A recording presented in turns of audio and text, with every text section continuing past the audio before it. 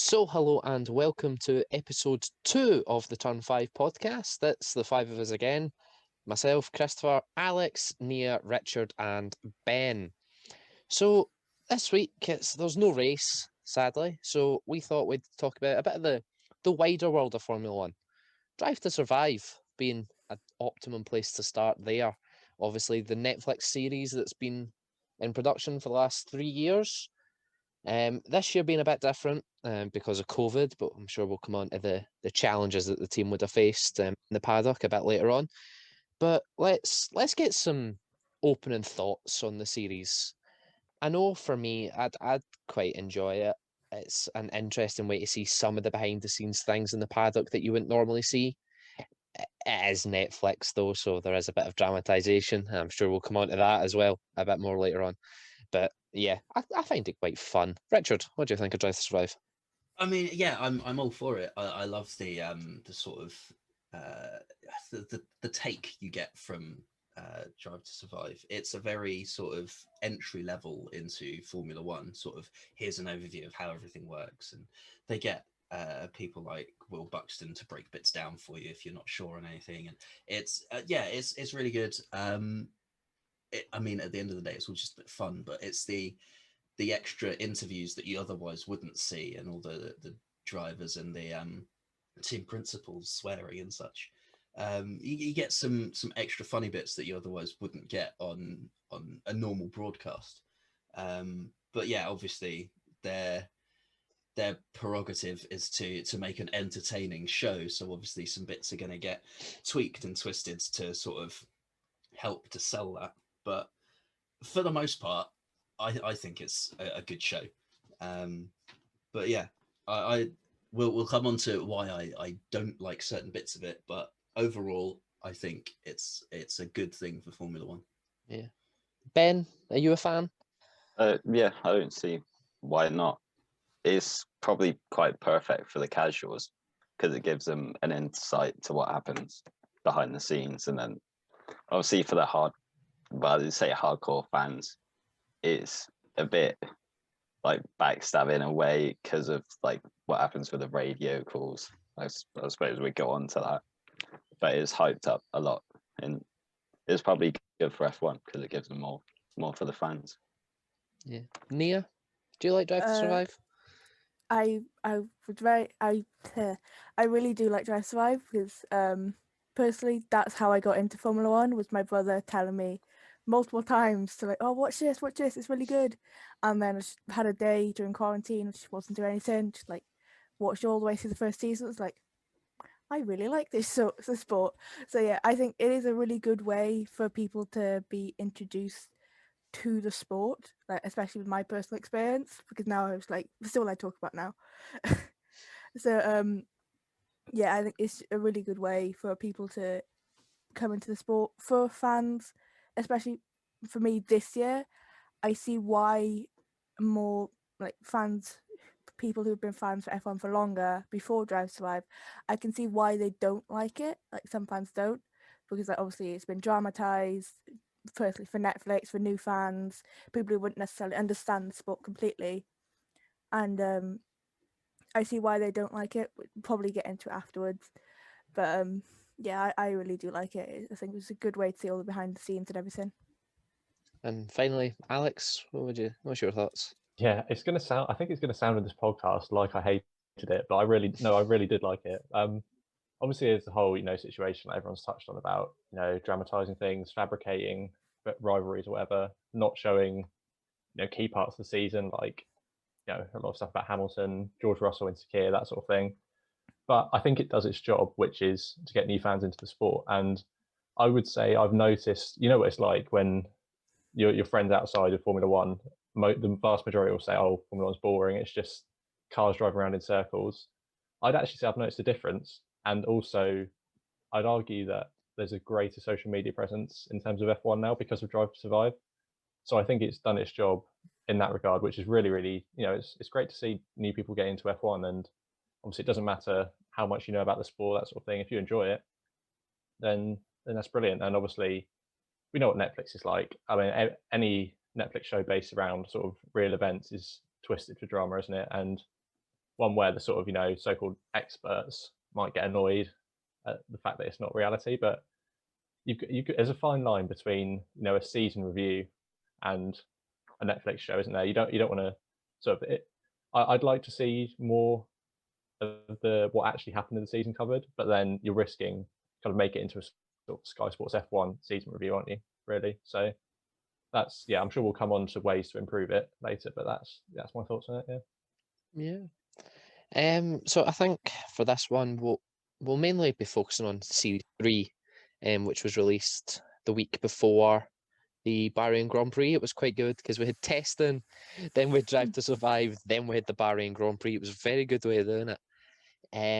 So yeah, if we'll just go through it episode by episode. I'm sure if there's anything jumping out, we might find a little bit of a tangent there somewhere.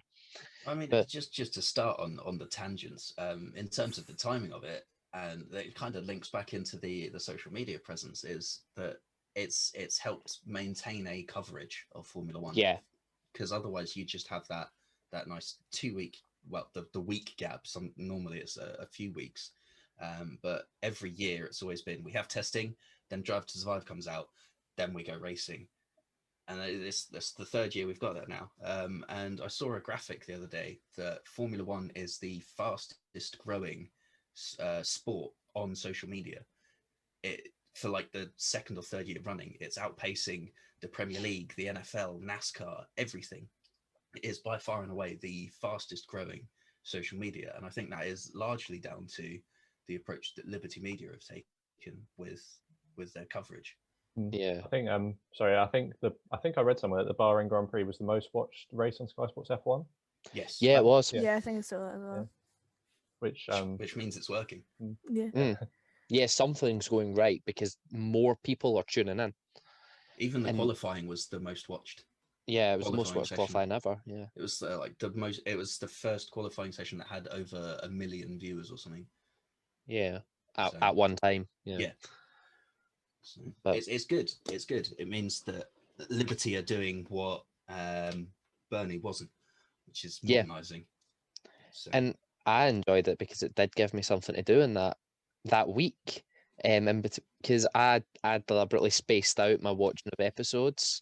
So when it dropped on the Friday, I watched 2 episodes each day on the Friday, Saturday, Sunday, and then 1 episode on the Monday to Thursday to ensure I had at least something to watch before race week started. But no, it was definitely great to have that buzz around Formula One keep going, coming out of testing, because then it was Drive to Survive, and then coming out of that with the race. Whereas we've got this week where there's no race, and it just Next week. sort of vanishes. Yeah. One thing I liked, because last year 2020 was my first season watching it because of Drive to Survive, because obviously the season was delayed, so that gave like a lot of people time to watch it and like catch up with everything with the sport, like personally me as well. And one thing, while I was watching the races with my brother, we were both saying, "Oh, I wonder how they'll do that in Drive to Survive," because then it gave gave us something to look forward to, just waiting for the next season to start. So it just made us think, "Oh, I wonder how they play that out," because like I'm also a film student, so I was thinking, "Oh, maybe they'll do this, maybe they'll do that. Who knows?" And yeah. Yeah. No, definitely. I think as Formula One continues to grow, Netflix will continue to adapt, but they had the logistical nightmare of trying to film it while within F1's very strict COVID bubbles. So I think season 4 is going to be a lot more. It's going to be more of the same of season 3, because I think they're still very limited in their social interactions between teams.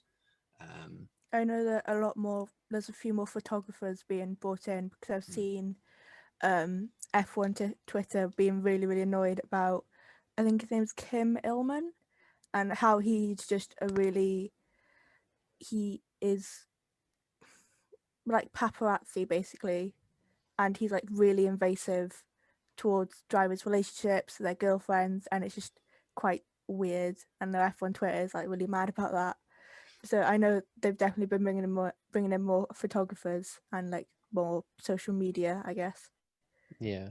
Yeah, I one suppose that's the downside of the sport blowing up, isn't it? Because you see it with footballers, you get the paparazzi everywhere. But you look at sort of like coverage of modern Formula One drivers, people only really know Hamilton, Vettel, the big names, the multi-world champions. You say someone like Lando Norris or Pierre Gasly to most people, they'll look at you with a blank expression on their face and say, "Who?" I think maybe just to cut in. I Mm. think maybe with Lando, especially because like he's done loads of Twitch stuff. He did the Twitch Rivals event, which is quite big over Twitch, and he had like loads of different streamers come in, and he's friends with big YouTubers like Willenny, and I think he was friends with Dr. Lupo, I think, who's quite big on Twitch. So like Lando's also branching out in that way on the streamer side of everything, and obviously there was the Twitch quartet, as they were called, who branched out into streaming as well. So like people like Lando are also like, he's more likely to be known like Hamilton, obviously different sides of the internet, but I think Lando is probably most likely to be known as well as Hamilton if you say his name somewhere. Just Yeah, to like it cut really into depends your on the yeah. demographic, though, doesn't it? So Yeah, like, if yeah. you picked a middle-aged man who didn't even know what Twitch was, Yeah. Yeah, exactly. It's Yeah. If you picked Bernie Eccleston, Yeah.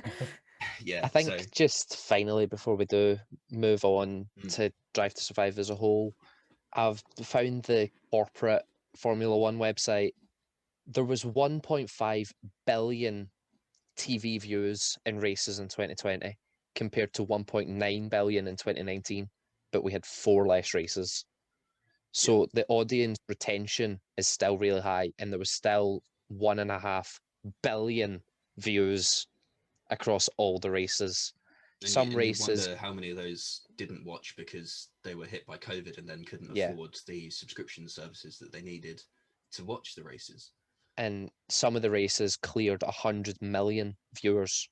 100.5 million for Portugal, 98.1 for Bahrain Outer, and 89.1 for Turkey. 103.7 million viewers for the Hungarian Grand Prix. So that's across the world, but as Formula One noted in that report as well, we didn't go as global as normal last year. So there wasn't races in China, Australia. Like, imagine the Australians having to get up for every single European race last season. It would have been brutal. Yeah, it did kind of become Formula Whereas Europe. normally they've got their own race as well. The viewership would peak for that particular race. So it'll be interesting to compare it if we do get this 23 race calendar this year, how many viewers actually tune in to all the races. But we won't find out until early 2022. But yeah, so Drive to Survive, episode 1, aptly named for Formula One, Cash is King. It touched on the absolute disaster that was the Australian Grand Prix weekend. That was a complete farce. Also, it started threading the seeds of the pink Mercedes, Yes. the Racing Point car. What did we all think of that as a start? So it didn't actually touch on any racing. That's because there wasn't any, was there? Yeah. We got a little snippet of testing, which was odd to see because that was normal Formula One. And then we jumped to episode 2, which is Formula One in a pandemic. But it was quite interesting to see normal Formula One again. But yeah, so what do we think of episode 1? I think this is going to be a common theme of I really liked the way they covered the whole COVID situation. I think I said this to you off air, Chris, when we just before we started. It's a very Netflixy thing, isn't it? Yeah. A pandemic affecting a whole sport. But yeah, I think they covered it really well, and it was such a weird. I remember I was at uni at the time, and it was such a weird because it was the night before practice, wasn't it? Because it would have started at 1 or 2 a.m. our time. It was 2 hours before practice. I remember it was such a weird because evening. I had stayed up for Friday practice, because there was nothing. Like, there was no news, so I'm like, I'll stay up and I'll see if the session goes green. I'll find out if we're going racing. and then 2 hours before Formula One officially cancels the Australian Grand Prix, there was people Yeah. in the stands. It was really, I mean, it was so weird because at the time we, obviously COVID was a thing way before we went into lockdown and stuff, but we never really, until right before Australia, we didn't really expect, it's going to cancel the season for a long period of time, did we? It was much the same with other sports and stuff. But yeah, back to Drive to Survive. I think the whole cash is king thing, I think they could have played on that title a little bit more, if you see what I mean, in terms of a bigger feature on kind of what sort of particularly Hamilton campaigns for the well, we race one that's kind of been undermined, isn't it? But what the sort of things that he campaigns for, so racism, the equality, the inclusion of ethnic minorities in the paddock, for example. And I think the little segment, I'm jumping to the end here, but the little segment that he had right at the end of episode 10 was not really enough. I don't think. I think, and that's without mentioning. I mean, they didn't really touch on anything of his season, did they, at all, in terms of the win records, the title. But I think that's a common theme for me. Of I like what they did, but I mean, we were talking about this earlier. I think they could have covered more, if you see what I mean. And that's where you talk about maybe obviously they couldn't have quite so much access because of COVID, which is understandable. But I think this is where maybe you need more microphones in around the teams, that sort of thing, and be prepared to be flexible. So if, for instance, I think they did this well with they did this well with the Grosjean crash. You've got to be prepared to change what you're intending to cover for an episode, if that makes sense. So obviously there was a big event there, and then they did a Grosjean feature for that, didn't they?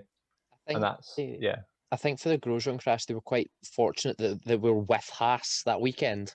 Oh, were they? Yeah, because I didn't realize actually the way it worked for Netflix in 2020 and all the photographers was they actually had to embed into the team's bubble for that weekend.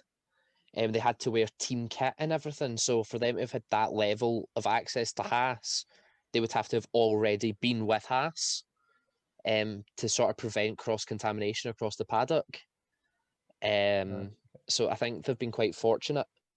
And that's why the things like George Russell and Sakia couldn't really be touched on that much because they were with Racing Point. Yeah, so that's the they problem, couldn't just isn't it? dive down to Mercedes and be like, "Oh, it's George." Whereas they could have done that in 2019. That's the issue. You never know what's going to happen then. Yeah, in a certain race. But I wasn't aware actually they were with Haas that weekend. But there was one other example. I've forgotten it now, but where something happened something very significant happened. It was Gasly actually for Monza, wasn't it? They weren't with AlphaTauri; they were with them for Spa. But then they kind of segued into Monza quite well. Yeah. And I think as a general point that, be prepared to be more flexible with the more significant things. Otherwise you get a Mercedes Russia situation where it's not a particularly relevant race for their season. Doesn't really paint the picture very well. But that's the one they're covering, if you see what I mean. Yeah. But sorry, I've kind of gone off topic from episode 1, but there you go. Yeah, I think the Cash is King title came from what Lewis said in the Thursday press conference in Australia. Yeah, exactly. He got asked, should we be here? And he just turned around and was like, no, we shouldn't. Exactly, but Cash is King was his exact words. I think I agree with you. They could have maybe done a bit more on maybe how much profit or whatever effect, how much they lost because of COVID-19, how the money side of everything, because to play into that title a bit more, because everything else, the title of the episode works more than Cash is King, because that was only a couple of minutes of the episode, where say we need to talk about Ferrari, the whole episode was about Ferrari. So it could have maybe done a different title or just played into it a bit more. See, I'm gonna throw this in here now. So I think that Cash is King is not only referencing Lewis's Thursday press conference quote, the amount of coverage that Racing Point got. I think it's also referencing Lawrence Stroll. And the fact that he is now coming into, he is the new billionaire in Formula One and coming in and splashing the cash. And he's undoubtedly made a splash. with essentially the pink Mercedes as it Yeah. was. It was so lovingly nice to called. see W10 back on the grid. It's the first time a Mercedes has lined up on the grid 2 years in a row, isn't it? Yeah. And the first time there was ever Mercedes 1, 2, 3, 4 as well. Yeah. At the Hungaroring. A couple of other notes I had about the episode. Generally, seeing people with no masks feels weird now.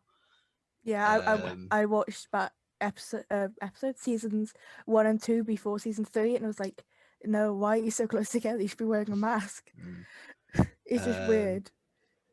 The way they handled Australia was a bit of a farce, very much a farce, to be honest. And Netflix or Formula One? Formula One. Mm. Because they left it so late, and Yeah. they could see everything else was going on, and they could have done it earlier. I think if we hadn't had that positive test, we would have went racing. That's Yeah. the scary thing. Yeah. If that positive test hadn't came through, we would have went racing. And then you think about how many people in the crowd would have caught it or passed it on or whatever. I imagine most of, because it was it 2 McLaren engineers who got it? Yeah. It was definitely McLaren. Yeah, it was just McLaren. That was the McLaren only people in the paddock engineers. it affected. Yeah, it was McLaren engineers, because I remember McLaren posted a video of 4 of their engineers who had to be quarantined in Australia and their experience with like their mental health and everything. And imagine if we had gone racing, they would have infected a lot of people at McLaren. And well, even if we had gone racing, McLaren had announced that they were pulling out because of McLaren had withdrawn. True. So but we'd have only had 9 teams. Yeah, true. But they still could have been talking to people from other teams, because I imagine a lot of people are friends in F1. Yeah. So they definitely could have maybe infected another team. Another team would have to pull out, and then it would just been a mess, even more of a mess than it was. The only other note I have on the episode is Gene Haas is miserable. See why? I mean, yeah, when you pump that much money into something and you're coming last, when a few years ago they got what, P5 in the constructors? Yeah. That's a bit of a downward spiral from there. And I mean, I think, to be honest, I think he's probably quite happy that they didn't go racing in Australia, given their reputation with wheels. Yeah. I think it's they've had 3 wheels come off in 2 races in Australia. Yeah, it's stupid, which is obscene for a Formula One team. But yeah, I mean, the coverage of Haas is quite extensive, because I think Netflix have really bitten into the fact that the audience loves Guenther, because Guenther doesn't take it from anyone and will happily dish it out to everyone. He does not blank smash my door. Yes. Yeah, exactly. I mean, he's one of the best characters on the grid, to be honest. I mean, it's always him and Christian Horner that seem to get most of the team principal times.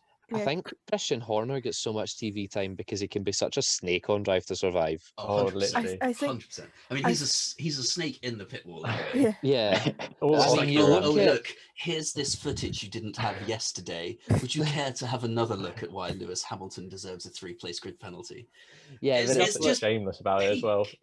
It's like, you look at how he treated Gasly in season 2, like, oh, you're doing great, and then it literally cuts to Christian Horner talking to Helmut Marko, where it's like, yeah, he's useless. Yeah, and Alex this season as well, because there was, what is it, in Austria, where I think it was Austria, the second episode, he was talking to Alex saying, you did fine, it was Lewis's fault, it was all fine, it wasn't anything to do with you, and cuts to him, was like saying, it's like, he's not doing well, he's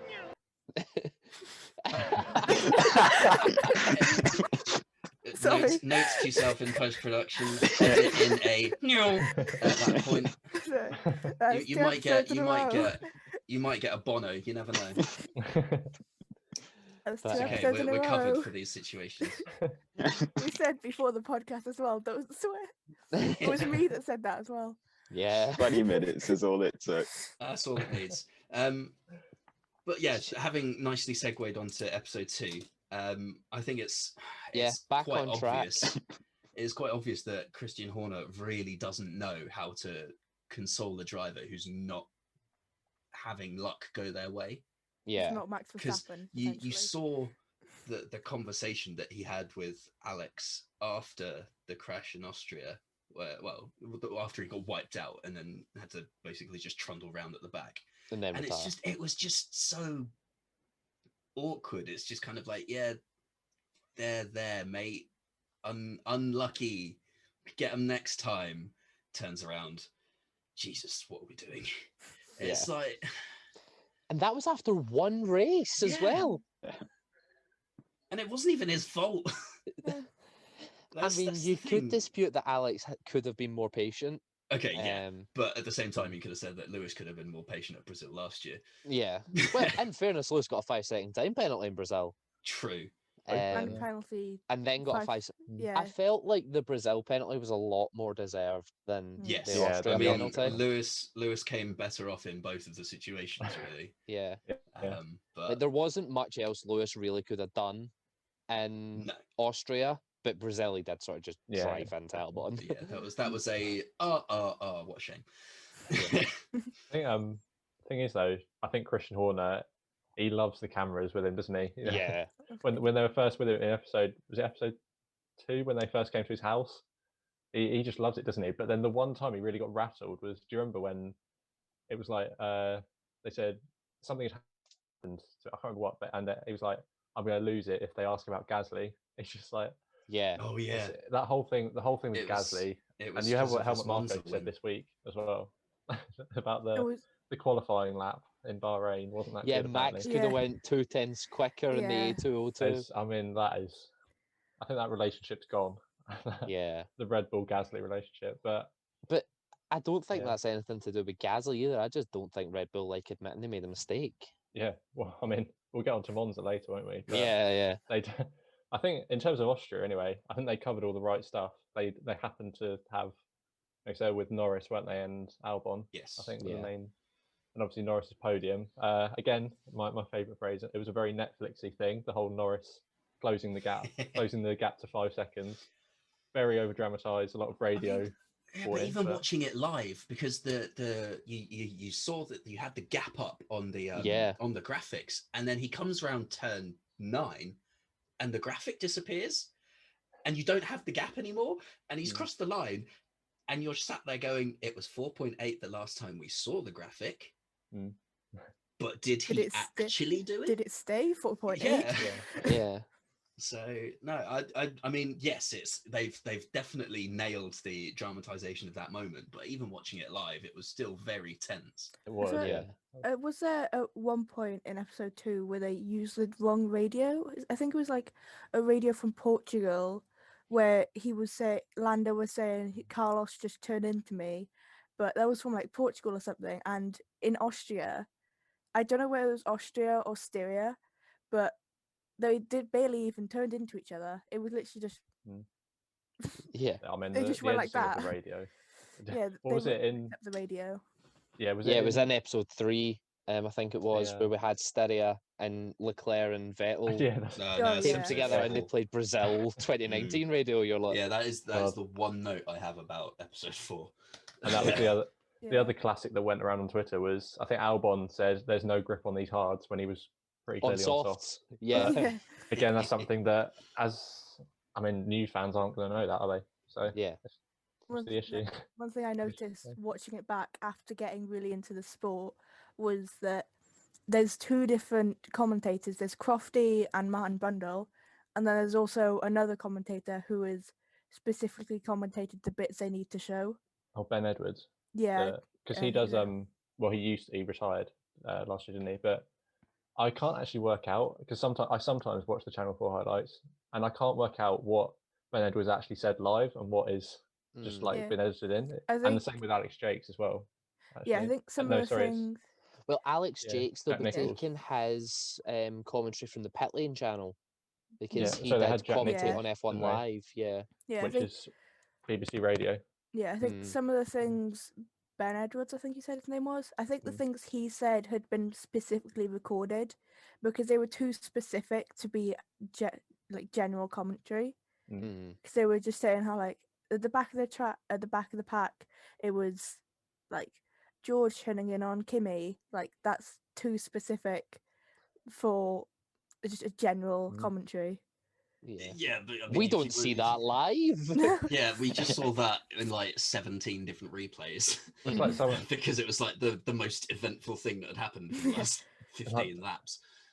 and like Bahrain, they're editing it so it sounds like he's commentating like live on Grosjean at the start, like in from like 19th on the Oh, grid or yeah. whatever. It's like Yeah, like we that were sort of not thing. That's riding what on I board know. with No. Grosjean at the lights out. it's like Albon struggling to keep up with Perez. Yeah, they've literally just exited turn 2 at the start of the race. But yeah, that's episode 2 was a good one. I enjoyed that. Yeah, I quite Yeah. enjoyed it. Yeah, It was it good. was. I It was loved good that they seeing F1 featured. get back. Yes, I loved that they featured Bottas's lawn mowing services too. Yeah. That was a definite highlight. I mean, they had to cover that because that was the reason why Lewis got his penalty. So, but at least they gave context to it, really, because some bits it's kind of just like this has happened, carry on. So, speaking of Bottas, episode Yeah, 3. Episode 3. Oh. Oh, We I'm see fire with these all segues of today. Valtteri. Oh, too much. Yeah, I arguably think. too much of Valtteri. Yeah. More If than it's we just a saw of little. George Russell. Yeah. Yeah. So yeah, Russia. This is one of the problems I have with Netflix. We've gone from Austria to Russia. Yeah, they really That's focused on like a lot further down yeah. through the season. they and really then- focused on like maybe 4 races altogether, Yeah, like in depth. They like It's- maybe talked about a couple of others, but it was mainly just what was it Austria, Russia, Bahrain, and Abu Dhabi. Did they talk about Abu Dhabi? they covered Monza a fair Monza, bit, yeah, I forgot my Monza. Yeah, I think we got Monza about 3 times. 3 times. Yeah, Yeah, it's and just the and bit Spa that annoys because me. of Antoine. Oh yeah, the bit that annoys me is that they've gone from Austria to Russia, and then back to Austria Styria in the next episode, and it's Yeah. like, wouldn't that just Yeah, make literally, more sense to we went just from round 1 to round 10 to round 2. yeah? Mm, What's the point? Just do We did round that. 1, round 2, yeah, and then put the Mercedes episode in later. But Yeah. They've done that yeah. done that in previous years as well, I think. yeah, Which it's, annoys- Yeah. the thing that Yeah, annoys it's me a the bit of a most. hallmark, yeah. Yeah, the thing that annoys me the most is Russia. I think we'll agree was not the most exciting race. We No. get a whole episode on that, and yet we've got what? What did we not have? We didn't have. We didn't we have didn't have Mugello, any we didn't have Turkey. Imola, we Mugello, didn't Yeah. have Turkey. Like, Even just like the start of the Turkish Grand Prix race would have been interesting. yeah. Turkey, Mugello, Imola. We didn't have. So all the Did we have much Portimao of didn't have. Portugal? Yeah, I was going to say. Didn't have anything on Hamilton breaking any of the records. Yeah, I don't think we have did him- anything about Portugal on track, but we had it off track with Guenther. Yeah, yeah. We'll come Yeah. on to that. Yes, because We that was had, the weekend they announced the Haas driver retirement. Yeah. Yeah, again, another segue to a different episode, but we had Silverstone. We had what was it? Ocon versus Stroll, Giovinazzi versus Grosjean, which was bizarre. Mm. But then they showed Sainz and Bottas getting punctures, but not Hamilton winning the race with a puncture. Which Yeah. Winning the race on 3 wheels. so that's Yeah. a general point. But as for Russia, again, I think I touched on this at the start. It wasn't exactly a reflection of Mercedes' season, but this is a Yeah. case of you're with them for the wrong race. You know, they were hoping for Hamilton to break the win record, weren't they? yeah. That was the point of that. But then Netflix curse yet again. Yeah, I that's the only reason that we got Russia. I think it's Mm. because it's Yeah. the only race Netflix were with Mercedes. Yeah, I think Yeah. it was a good episode for Valtteri to show like how much he is kind of in Lewis's shadow, because there was was it end of Russia, he went he'd done the podium and everything with his win, went into back room, all the engineers had gone, so he would that might have been fabricated, but like showing on the episode it shows like, oh, he's won the race, aren't you gonna like congratulate him? Yeah, Mercedes always win, but Valtteri really does. So it's like it kind of does show he's in Lewis's shadow, and like it kind of makes you feel bad for him because of it. That makes I sense. guess it just depends who would normally be in that room, because sort of like 3 shots later we have Toto storming into the steward's room Yeah. to complain about the 2 5-second time penalties. So I guess it does depend who's sort of there and if they're now currently at the stewards to complain. Yeah, I think I mean, you don't take Yeah. everyone to go to the stewards. No. Yeah, I think it three was of them the- went, I think, at yeah, least. I think it was the engineers' room. Yeah. Like, because obviously the whole thing had changed because of COVID, so they didn't have their normal rooms really. But like that, I think they did kind of pan into the room quickly. I Mhm. don't think anyone was in there. Yeah, it but was empty. Yeah. Yeah, that might be the engineers' room. It might be like media or something, but we don't know. Because Yeah, we Either just sort of way, it hear was quite Valtteri sad. say they've all gone home, yeah, and then he Next cracks a shot. beer. yeah, cracks open a beer traditions. But it was good to see Valtteri sort of, and he's never say die attitude. I will give Mm. that to Valtteri. Although he's been absolutely shafted, he doesn't care. Like Mm. he's just there to race, and Yeah. he enjoys his racing, and he'll do his best. It also very much highlights the differences between Mercedes and Red Bull, Yeah, because Mercedes have given Valtteri the time to become that dedicated number 2 driver, even if nobody wants to openly say he is. It's pretty obvious from all of the strategy calls that Mercedes make that he is definitely playing second fiddle to Lewis. yeah. And Red Bull, it's just kind of like, here, have 9 races. Oh, you haven't performed. Goodbye. You want Who's Max next? Verstappen? Go away. Yeah, basically. Well, yeah, just on that, actually, it makes me worry for Checo this season because you heard Christian Horner being like, yeah, Red Bull's goal is to have Max Verstappen be world champion. Shouldn't your goal be to be world champion and it not matter which car it is? Like, surely if mean, one of your yeah. cars is world champion, that's the aim. Not for this driver to be world champion. I mean, the whole aim with bringing Max in so early because he was so good, so young, was that he would then become the youngest world champion ever. And I think I'm right in saying he's now missed that opportunity. I think so. Yeah, I Yeah. don't think he can do it this season. Last year was his last year. Which is a big oof from Red Bull's perspective, because they've sold him a dream and they've sold him a dud. Yeah. It kind of makes me worry for Yuki Tsunoda, because obviously he's in the AlphaTauri, and just seeing his Bahrain drive, he's quite a good driver. So it makes me worry that Helmut Marko would be like, yeah, Checo, you go, because he's on a 1-year contract, I think. Yeah. So it makes me worry that they'll do another thing they did with Max and bring him in as well, but and just throw him out when if he doesn't perform like they did with Max and Pierre. No, not Max, Alex and Pierre. I wonder if Max will stay at Red Bull, but that's for the silly season episode that comes later on. Yeah. I think we've got a good episode out of Red Bull's young driver program as well. Yeah. That'll be a Yeah. good one. But anyway, now That'd be a long we episode. have to talk about Ferrari. See, Yes, we we did do. that. Episode 4, we need to talk about Ferrari. Oh, it compounded everything seeing that episode. God. It showed everything Mm. that Ferrari struggled with this year. But it was great seeing Seb just not care. Classic Seb, wasn't it? Yeah. That was beautiful. Just that his general attitude behind the scenes within the Ferrari camp was just kind of like, I'm going, Yeah. and you're Yeah, gonna tell me to not joke? Good luck. What are you gonna do about it? Yeah, Yeah, there what are you was- going to do? Fire me? I'm Oh, wait. already leaving. There was a scene where he, I think her name was Britta, the Yeah, the sort of like communications- press head. yeah, Yeah. the like senior communications officer or something.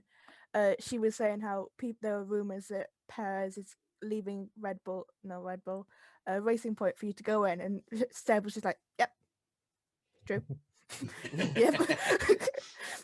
Oh, it's just, Yeah. it was the beautiful timing of him announcing his drive for Oh, yeah. Aston Martin Good job. at Ferrari's 1000th Grand Prix. That was Yeah. brilliant. It's the Wasn't Oh, it like the it's night totally- before the massive celebration that they held in Florence? Yeah. Yeah, I it's think like, so. oh no, I had no control over this. I definitely didn't leak it to the press. I'm so sorry. Oh no. Anyway, I'll be going to Aston Martin next year. Yeah. Have fun at your party. I'll see you at the party. Yeah. Um, one thing we learned from not just that episode was how media trained the drivers are.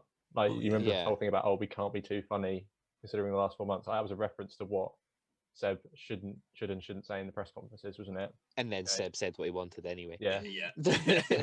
And there was a few times in the whole series where like a driver would be told a couple of lines like by the so like what do you call it, the social, like the sort of the com Yeah, like the person in communications PR director, yeah. PR, Yeah, like the PR yeah. manager, yeah. Yeah.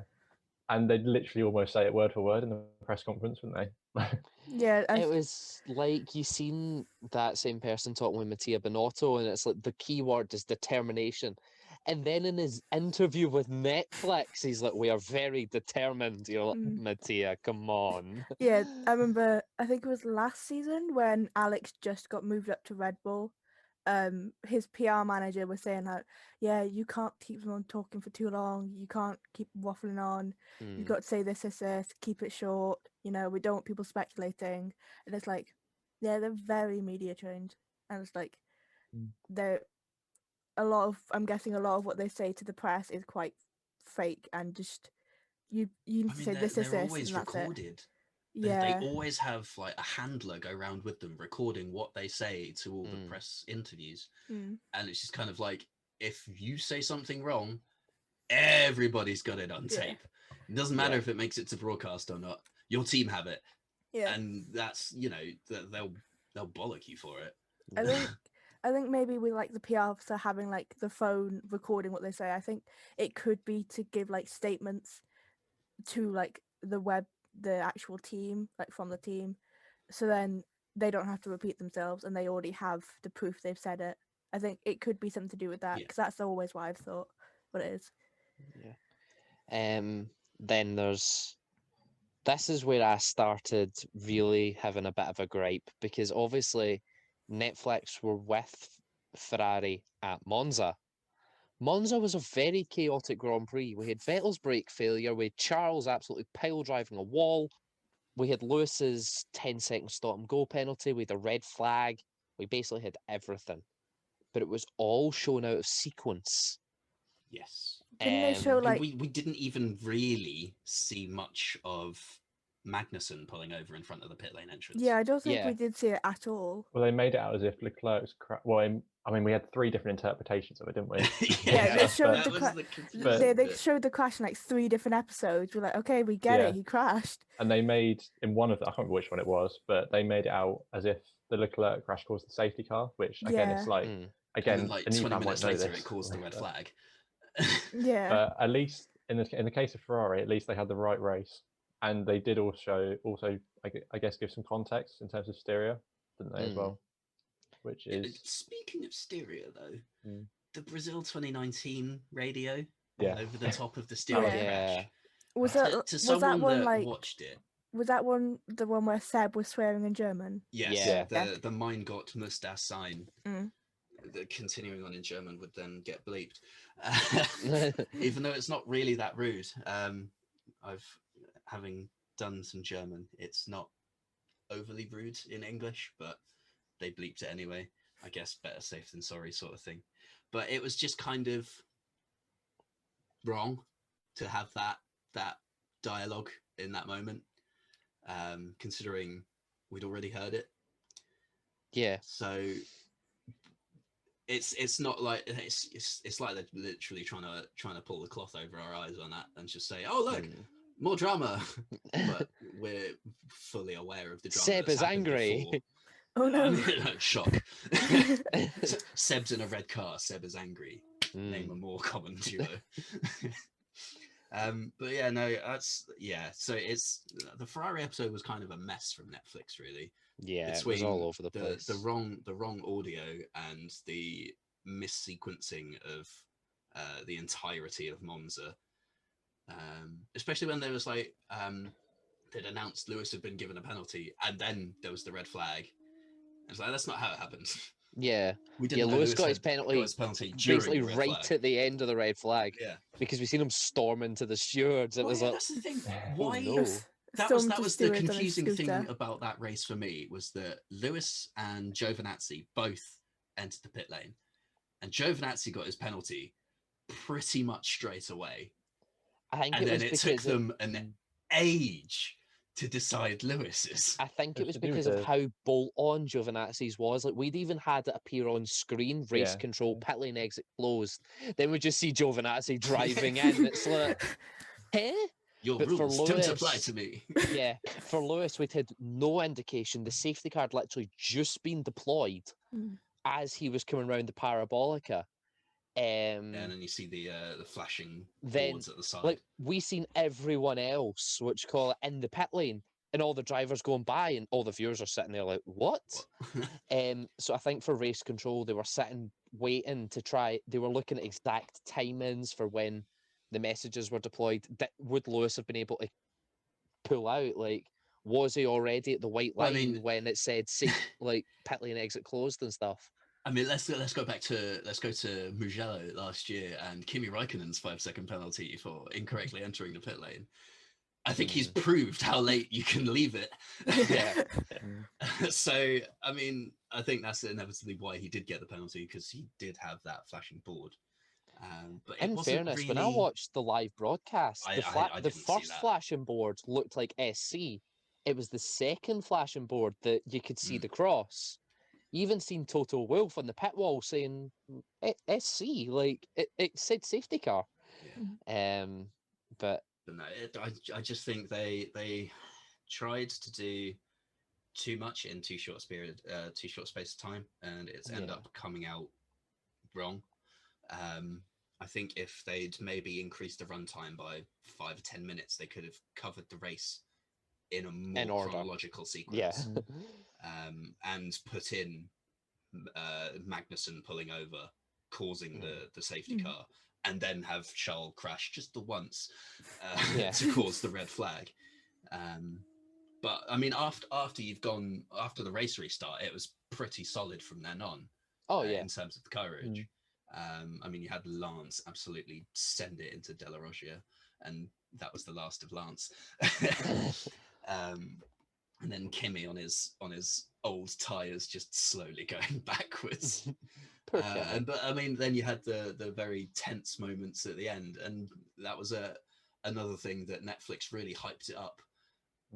But at the same time, it was very exciting watching it live when you've got Carlos trying to chase down Gasly for both of their potentially maiden wins. And yeah, I mean that sort of jumps onto episode 6 of it, doesn't it? Because that was the weird thing. They covered Gasly winning in episode 4 and in episode 6, and then I'm sure that was probably another episode. Yes, I think I can understand them showing it because obviously the Ferrari double DNFing at Monza is significant, and then you've got to show Gasly's win. So I can understand, the repeat of it. But the third time, I mean, I think when we get onto episode 8, that was the one I didn't like so much. Yeah. But yeah. Anyway, episode 5, the end of the affair. Sad Cyril.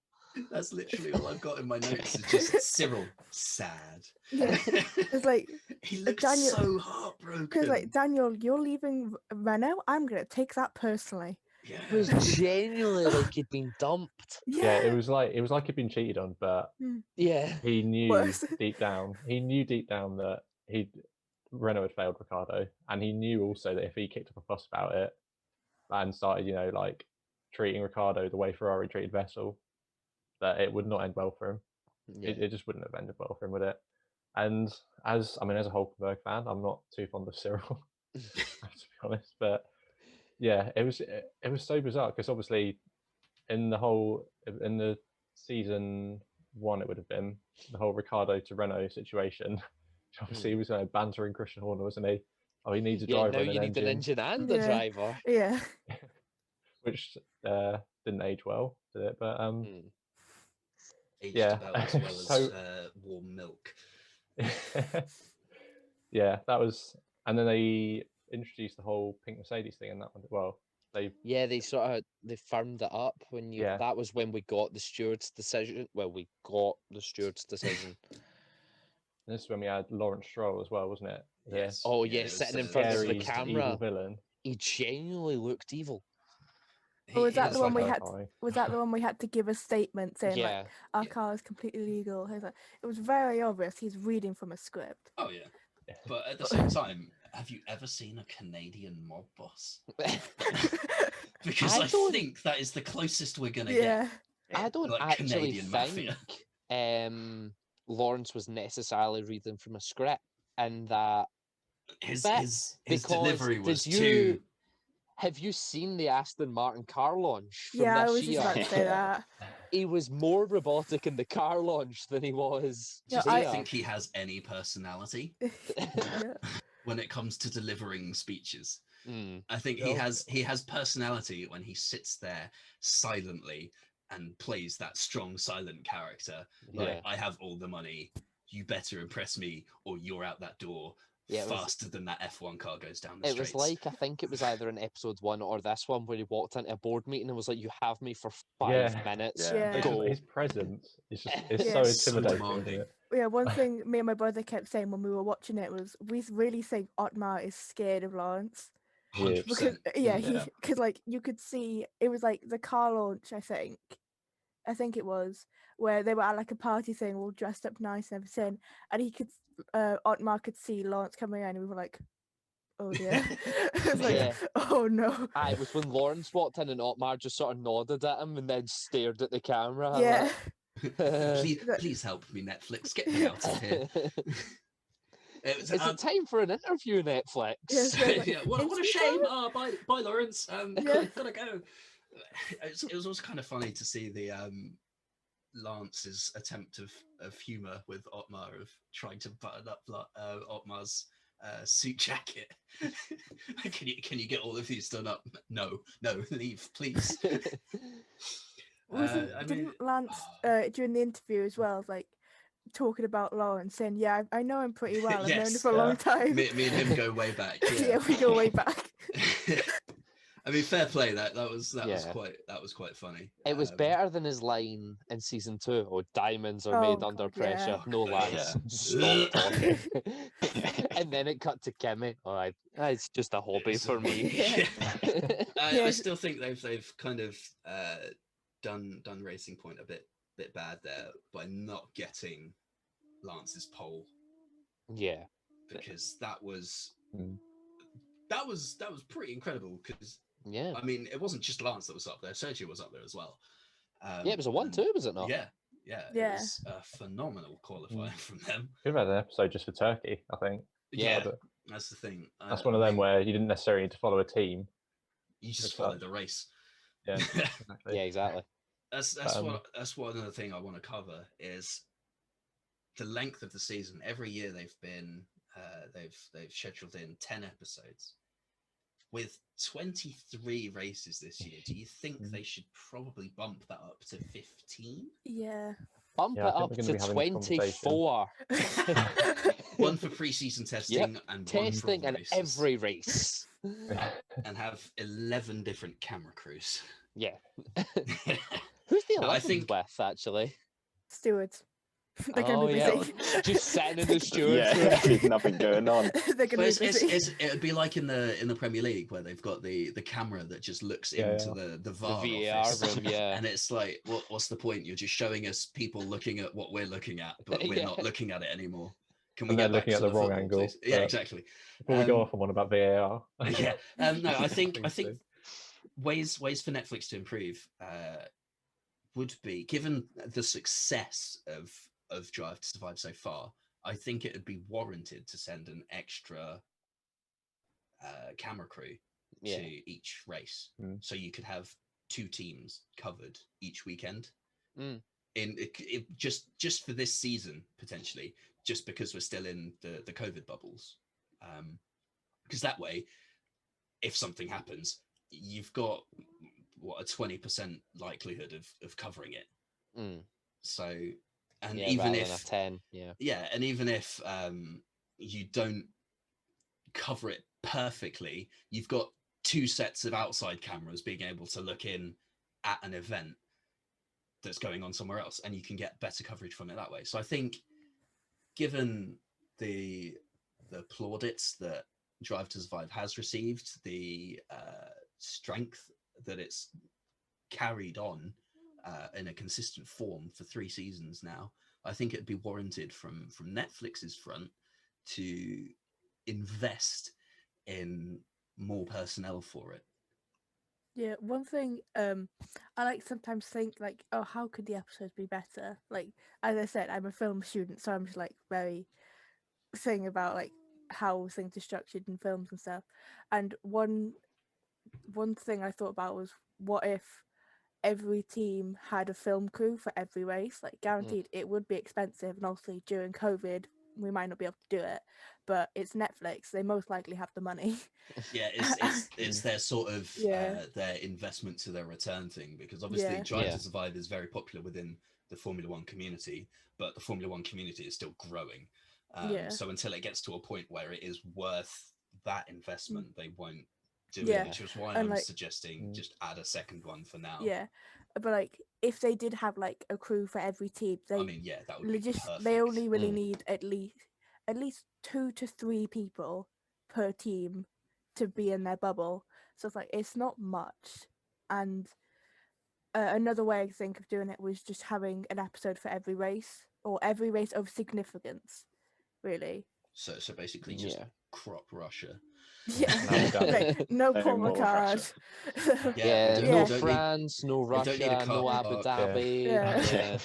No, season like, finale didn't happen. No, season finale was in Brazil. What are you talking about? It's in Jeddah this year. Oh yeah. Oh yeah. Like, have an episode for Turkey, Monza, Austria, because like the first race and land as podium, and Abu Dhabi, just like close everything off. It'd be boring, but it's like have most of the episode of everything just closing off. Yeah, I think that's one way I think it could improve, just having a camera crew. Definitely couldn't tell you're a McLaren fan there, Nia. Austria's the first race and Lando's podium. Not I the think, fact that Charles got P2. What are you talking about? Charles P2. We're just gonna ignore the coat in the background. Oh yeah, definitely. I think when you cover all the races like that, I think you run the risk of it just becoming a race, a season replay.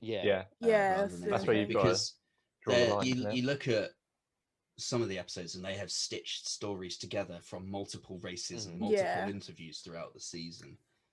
So I think maybe if you had a crew in bed with a team for the season, you could then, even if it was still just 10 episodes, 1 episode per team.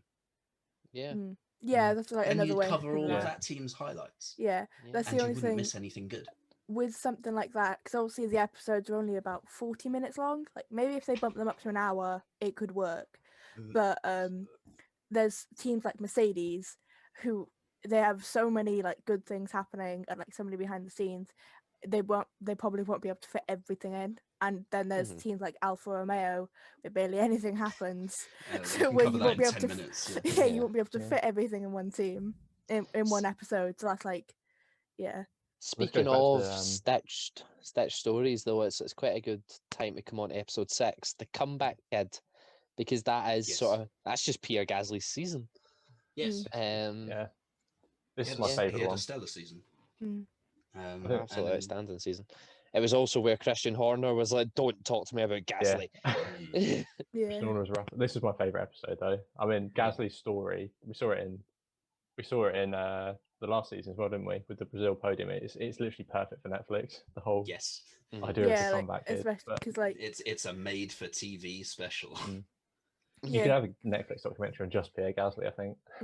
Formula One, brought to you by Netflix. Because like I think this episode, do they go to Spa with Pierre? And show like on Antoine and stuff. Do they show some F2 stuff as well, or am I just making that up? Or I think they're chasing the dream. I don't think they actually show any Formula 2. They do show, I think they show the sort of still image where you're looking up the Kemmel Straight from last year's F2 race. Just sort of see the carnage. And there's a bit, they do there's show a bit with Albon's, which always always has parents. It always leaves a bit ill on my throat. Actually, just seeing the flashing red light for the red flag and stuff, and just knowing exactly what's happened, because you can remember especially having watched it live as well. I seen that as it happened, and it's something that sticks with you as a fan. Yeah, like because for me, because I didn't know about Formula One for the 2019 season, so it's just like, oh, that's a bad crash. That's not gonna end well, and just like seeing everyone's reaction to it, and like seeing Ocon in an interview, I think with Martin Brundle, because he was the test driver, I think, for Mercedes then, Mm. and like seeing him, and then like Charles and Pierre going into it saying like how they grew up with him, and they show pictures of Antoine and Pierre. I was like, oh no. And just Yeah.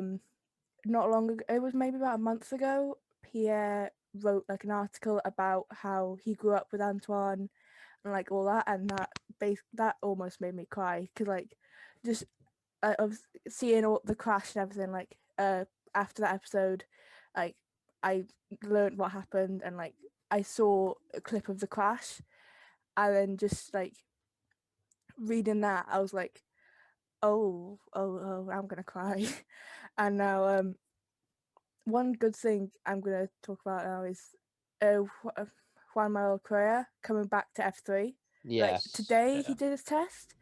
Like that is great to see. Like he has the Antoine logo on his helmet and the back and the top. Like just seeing him coming back to F3, that's really great to see. It's like just over a year and a half after his accident, Yeah. maybe a bit Yeah. more. That's like amazing. Yeah, that is. It shows you that racing drivers are not wired the same as everyone else. 'Cause No, after what he definitely went not. No. through in that, I mean, yeah, to come back to the, I mean, only the tier below as well. Yeah. Yes. He's racing in. Briefly Yeah. on Formula 3, it was actually snowing on the track. Yeah, was Yeah, it? I saw Yeah. that. That was, yeah. We complained that Spain is cold. Yeah. Mm. In I February. mean, we did have it like snowed out a couple of years ago, didn't we? For a day. Yeah, so he finished 19th in the afternoon, out in an 11th in the morning. So I think coming sort of mid-pack for someone who hasn't driven a car in anger in a year and a half and is coming back from that, like you've seen the recovery, the absolute unit of a device that was around his leg. yeah, that Juan Manuel had to go through, especially in Chasing the Dream. I actually like Chasing the Dream more than Drive to Yeah, Survive, but we can talk about Chasing the Dream in a feeder series episode. But seeing what he's went through to come back, it is mightily impressive to have him back on the grid, and plaudits to him. I look forward to seeing what else he can do in that car. Anyway, Formula One. It was coming from Antoine to then talk about Monza though, and seeing basically how the way Pierre was like, yeah, I done it for Antoine as well. Like that was who I thought about after the race and stuff. Yeah, you could see him like on the podium, like looking up, pointing up to the sky, like, well, I'm gonna cry. But yeah, it's just literally it's the perfect Netflix story, isn't it? Yeah. But I mean, the drive in Spa, which they actually were with him for, that was unbelievable, wasn't it? He got driver of the day, made. He got P7, I think. Yeah, well, he came through the pack to begin with, didn't he, on hard tyres? Like Yeah, because he got the move unlucky on with Perez. the safety car. Yeah, the move on Perez, then he got unlucky, didn't he? yeah, so that move into Eau Rouge, and then up I Radio honestly and thought just they were going to crash there. Yeah. I thought Perez had squeezed him too hard. And then he obviously dropped the back, didn't he? Like you said, because he was unlucky with the safety car. And then he came back through again and finished what? I can't remember exactly where he finished, but that was. I think it was P7. Yeah. I will check. Either way, phenomenal drive. Yeah, and then obviously Monza. I mean, well deserved of coverage. Absolutely, yeah. I No, think they picked the right two races. Gasly, that was one such case where they did pick the right, the right races to go to. And again, similar to the Norris podium in Austria, they love to cover sort of a late race fight, don't they? Where someone's catching up, or in Norris's case, it was catching up at a certain time, wasn't it? Yeah. But yeah, eighth. Yeah. Oh, close. But yeah, I went into the archive there just briefly. Formula One's website's weird. I wanted the 2020 results. Formula One gives me the 1950 season. I'm really, yeah. I'm like, Confused whether like excellent. Alfa Romeo were first, second, third, and fourth. Yes. Yeah. I'm like, yeah, the 1950 British Grand Prix. That's what I wanted. Hmm. But I find it ironic as well that you've got Gasly winning the Monza Grand Prix a year after Charles won it, Mm.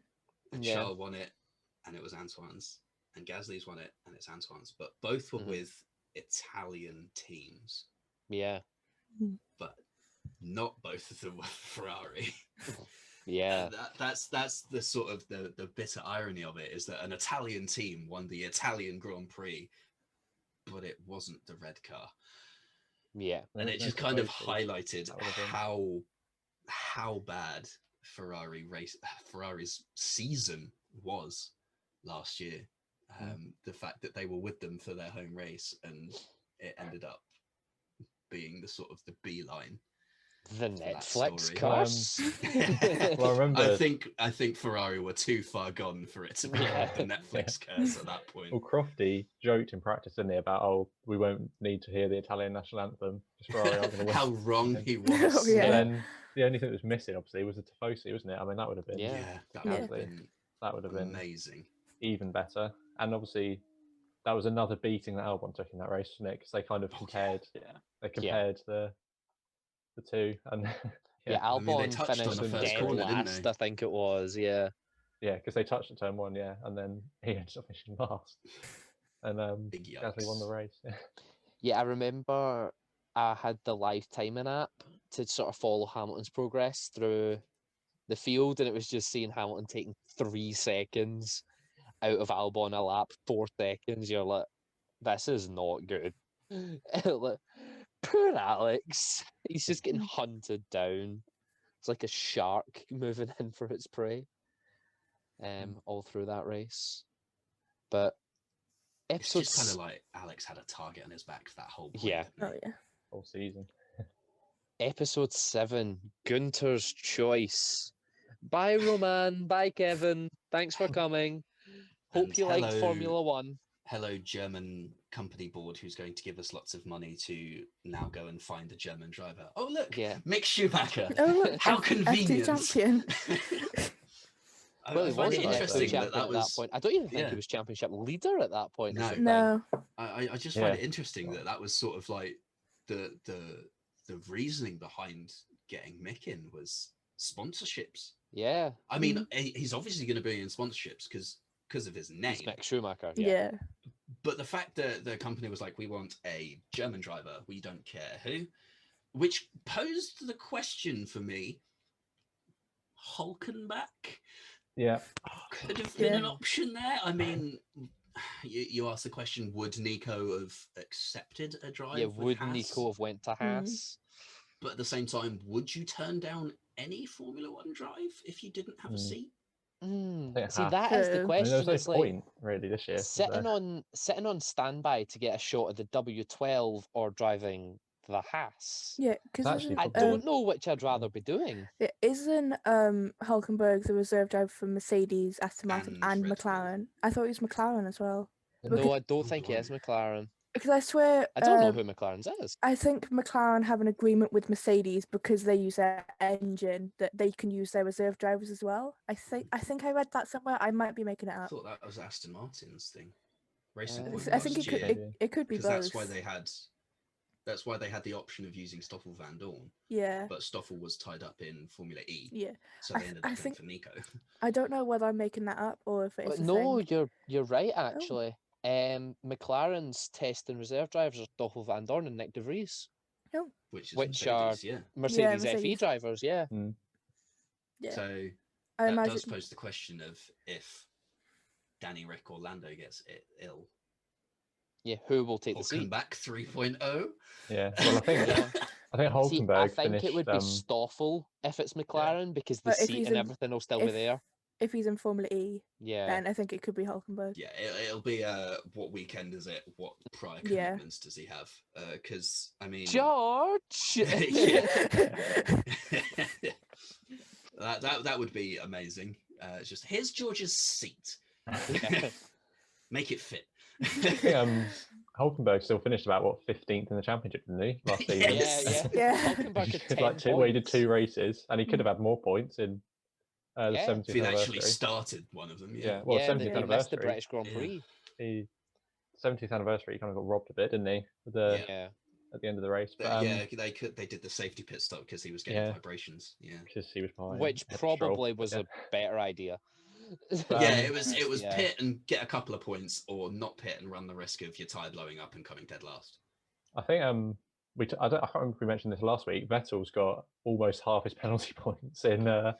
in one Yeah, race we out of briefly touched 20 on race. it, yeah. So Hulkenberg 3.0 could Yeah. That's Did just because Vettel Seb got.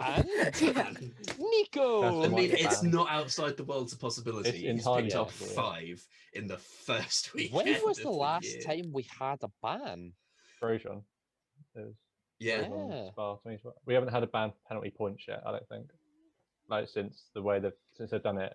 There's The been 12 bans points. in the junior formula from penalty points. That's been. But Javier Ragunathan. the Lord.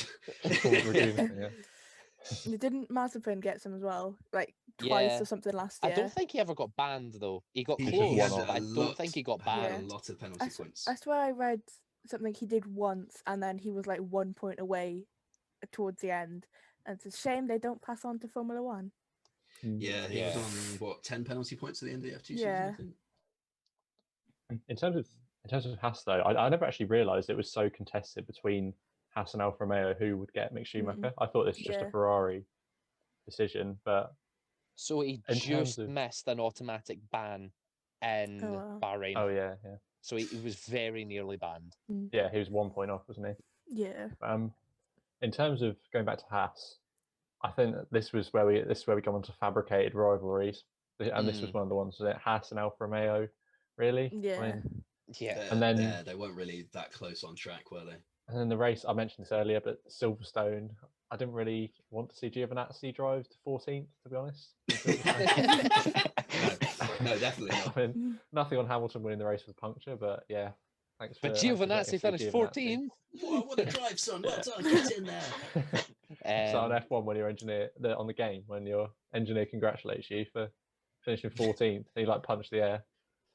Oh, don't get me started on Jeff. I started P2 on the grid. Didn't move up into first in the first lap. Not a good first lap there. Jeff, I'm in second. Like, come on. This is where we've got Haas and Alfa Romeo, but no Williams at all, and obviously no Yeah. George Yeah. and Sakir. I mean, you'd have thought with the amount of stories that came out of Williams, because obviously Claire Williams is left now, Left. and Watch Monza for Doralton 4 times. Capleton has taken over. But This is after a scene in season 2 where Yeah. Claire Williams is like over my dead body Yeah. while I sell Williams. Next think- year, Yeah. Claire Williams sells Williams. yeah, I think the pandemic had more of an impact than she Yeah. liked to let on. But I mean, I can understand her reasoning behind it as well, because I mean, Frank's getting old now, and she's Yeah. got kids as well. So spending time with all of them is at the end of the day going to be more beneficial than taking control of a team that's quite happily trundling. Well, this year's 17th and 18th. But I speaking think... of Oh. untrue rivalries, basically, just completely made up for Netflix. Ben, did you know Yes. Carlos and Lando were locked in an intense blood feud in the championship? Yeah, I've never heard of it. It's like, And you I see, get- where did that come from? there's always going to be a little rivalry there because they're teammates. They're very Yeah. close. Yeah, I could kind of see like think before the whole thing got released. I remember seeing like a clip on F1 posted about like Zach Brown talking about how they're teammates, so of course they're going to be rivals and like all that. And it's like a McLaren, we don't have a number 1 or number 2 driver because they're so close. Cuts to Red Bull showing Max and Ferrari showing Charles. I was like, oh, Oh no. oh dear. It's kind of funny though, because like you watch the broadcast, you see the driver press conferences with those two, and it was always just jokey. Yeah. It's like, And then really there had, like- was the occasional like potentially tense question of like, you're equal on qualifying scores at the moment. Who's going to come out on top? And they'd like give each other a joking death glare, and Netflix Yeah. would be like, write that down, write that down. Yeah, I think- Carlos, do you regret going to Ferrari? Yeah, I think there was No. like some Definitely things. not. There was that one clip I was talking about where like Carlos kicked Lando's chair from under him, and they was like, "Get to Ferrari already!" Like you could tell they were just joking because like by that point they were basically acting like brothers Yeah. because like, and I remember just seeing all over Twitter like, "Oh, it was so tense." You could tell Lando was angry. It's like you could tell it was a joke. Like, of course, Yeah. it's fabricated to make it seem like they're rivals, they're You get angry teammates. when anyone kicks your chair out from under Yeah. you. Yeah, never mind your teammate. Yeah. I think they tried to make it out as if there was a similar situation to Vettel at Ferrari, didn't they, with Sainz at McLaren as Yeah. well, which was, I mean, I mentioned earlier, episode 8 was probably my least favourite one, not least because we watched Monza for the third time, and we watched the exact same battle for the win, just from Sainz's point of view. Yeah. Which was It was slightly when we annoying, had but- Andreas Seidel on the phone to Zach Brown at the MTC being like, yeah, standard rules of engagement, we're going to freeze Carlos out. And Netflix are hyping this up, and then you had Yeah. Will Buxton coming on like, yeah, it's a perfectly normal thing. Well, yeah, exactly. Yeah. Yeah. I think Will That's- Buxton was good for the context, wasn't he? Yeah. Even though he did play Yeah. into the hands of It was over what? dramatising It things. was Will Buxton and Jenny Gow. I think Mm. Netflix have sneakily asked them to do some interviews, sort of ad hoc and sort of post race. Like, can you just cover this and break this down for us? Mhm. Yeah, Because Will, there was a lot of very precise information in those Yeah. sorts of breakdowns that wouldn't have otherwise been available at normal times of recording. I mean, Will Buxton bigged up the Haas Alpha rivalry, didn't he, as well? And he knows full well. He knows Yes. full well that's not a thing. Yeah, Yeah. I think throughout like all 3 seasons, Will's been quite good in like explaining like what this stuff means, especially in the first season, because he was explaining like qualifying and practice and all that. Mm. I think Will's quite good for like that stuff. Like I thought he was really good at explaining everything. I mean, just generally in terms of F1 presenters, I think Will is the best. Yeah, Yeah, I mean, think he's it's sort of recently Will set up- and Alex Jakes are Yeah. up at Yeah. the top there. I mean, he's set up a YouTube channel recently, yeah, Mm. I thought that's quite and good. his videos are always so perfectly broken down into the Mhm. key elements, and it doesn't matter if you're a regular Formula One viewer or someone who's barely watched the sport. He explains it in such a way that it's understandable yet not patronizing, Hmm. whether when you have prior knowledge of the sport. It's not like, okay, this is a car, here are the wheels, it Mhm. goes. It's so much more than that, and he Mhm. does such a fantastic job with it, that it kind of makes me sad that we don't get that much of him over the course of a weekend. Really, we get him sort Yeah. of like in between sessions and doing sort of post-session driver interviews. I think it's because he actually works for Formula One, Yeah, and so he's doing all their coverage for F1 TV. Yeah. Whereas in the UK, we only get F1 TV access, so we get to see that next year when it goes into the archive, hooray. because Sky and their exclusivity contracts. Doesn't Will Buxton sometimes do like in between to like practice or something? Yeah, Like, he can does sort of some of the stuff nip in the on, middle. but yeah, he is like an official F1 employee Yeah. because he does F1 live and stuff on their YouTube post race and things. He does their weekend warm-up with Yeah. Lawrence. I quite like that. That's quite fun. That is, yeah, it's really It's good. sort of a- like the reverse of Ted's Notebook. yeah, it's everything that's happened in the week between, Yeah. and it's a brilliant way to sort of catch up on any news you may or may not have missed. Mhm. So no, Yeah, he I used think to, it's the perfect bookend of the weekend, isn't it? It's the weekend warm-up and Ted's Notebook Yeah. is the perfect summation. Yeah, if you don't want to watch Formula One, watch the weekend warm up and Yeah. Ted's Notebook. You'll know everything. Yeah. um, I think Ted is like a really good example. Like he does it a bit like Will, where it's like he explains stuff quite well and also does it in like kind of like a jokey manner, so he's not as Ted is an serious. absolute. I Yeah, love I how love Ted. chaotic the Notebook Oh is. yeah, Oh yeah, Was yeah. it the cheese? The It was like cheese when he got board or whatever chased it was? up the paddock by Daniel Daniel Ricciardo. yeah. Yeah. And then like Alex said, bring up cheese to Yeah. Sebastian Vettel was like, Yeah. I got cheese, you right? I was like, what? Now for I think it's the most contentious episode of the Yeah. season. Man on Fire. Well, A this lot of episode, people hated this. it was an extended episode. It Yeah. was almost an hour long. Was it? Yeah, it was 57 minutes. Yeah. Compared to the usual 40 odd. So what's Um, everyone's view on Man on Fire? Oh yeah, it I is. mean, we spoke to Grosjean after the race and all of his interviews and that, and obviously they brought his wife in for interviews as well, and it's kind of like we know he's okay, and he's okay to see the footage, and he doesn't mind it being shown, and I think that's the key point. I think if he wasn't happy with it being shown, I wouldn't be happy with it being shown, I because think that's his crash and that's Yeah. his. I think if he his wasn't right, happy really. with it being shown, I don't think they would have shown it as Yeah. much as they did. Like probably would have shown it like once to give context, but I don't think they would have shown it as much as they did if he didn't like seeing it. Yeah. But It's his crash. It's his. Yeah. It's his barrier. Yeah, his barrier. Yes.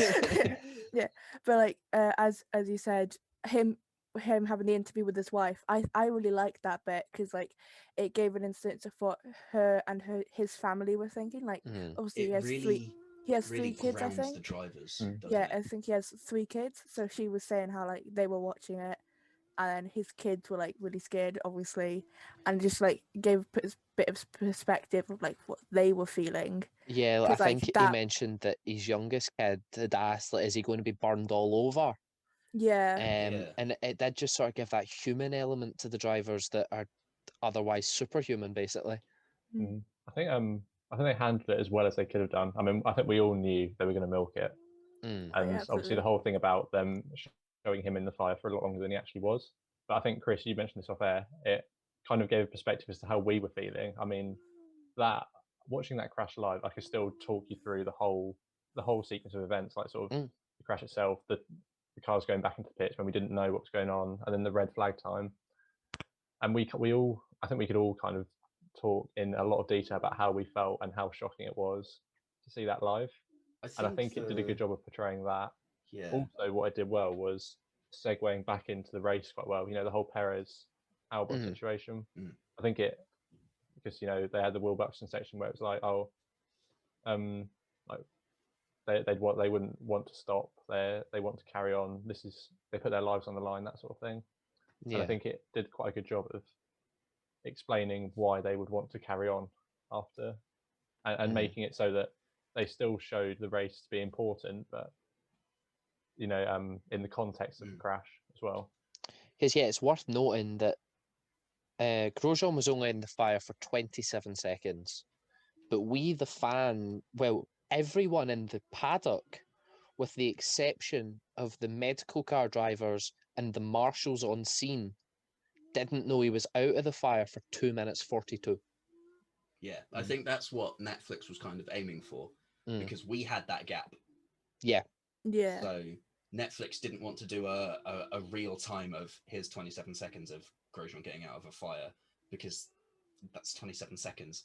It was that suspenseful, almost 3-minute wait of, is he going to be oh okay? Jesus, Like, is he's he in a alive? fireball. Yeah, And What's happened? as we were mentioning earlier on with Spa, like a lot of fans who can remember that from the 2019 season are just thinking about that. Mm. It's like, I mean, you heard it in This is- Charles's radio. yeah, yeah, this is the last time. Well, this is sort of very similar to what happened last time, where we're not seeing any replays. We're seeing nothing. We just know that a car speared a barrier and exploded. yeah, and What's going especially on? like with F1 cars, if you see fire, something's bad, Yeah. and that something And the bad thing has is, we happened. didn't know that it'd split in half or anything. We just seen a Yeah. fireball. It could have just detonated for all we knew. Yeah. Like, it wasn't That's a what sort we've of seen. spark fire the way it actually was. Yeah, it was. I So think the thing was as well when because Crofty said he was out of the car just as the leaders were getting back into the pits, wasn't it? I think probably then, and I think it kind of there was the whole shock element to it.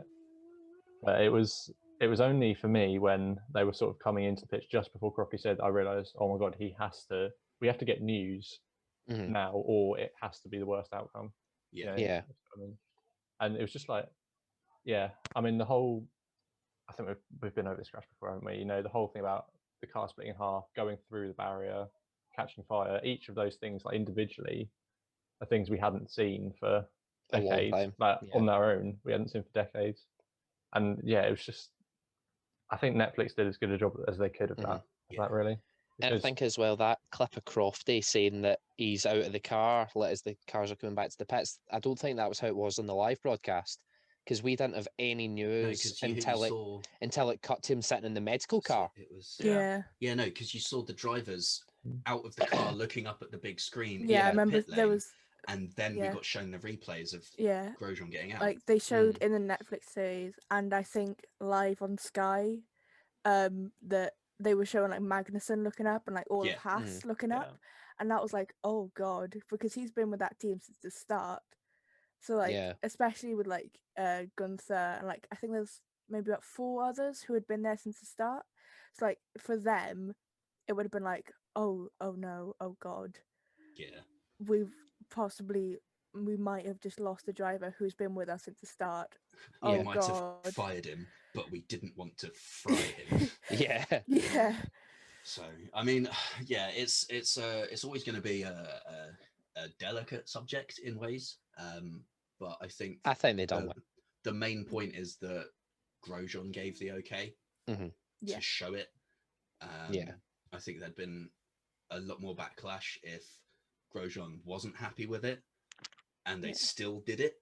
I think it's a good thing that Grosjean can like joke about it, like in his guide of Bahrain he was like, this is my barrier, and him saying like, I'm the man who walked out of fire, and his wife laughing at him, like, and it was the glare that his wife gave him. It was that laugh of, oh Jesus, I'm not gonna hear the end of this.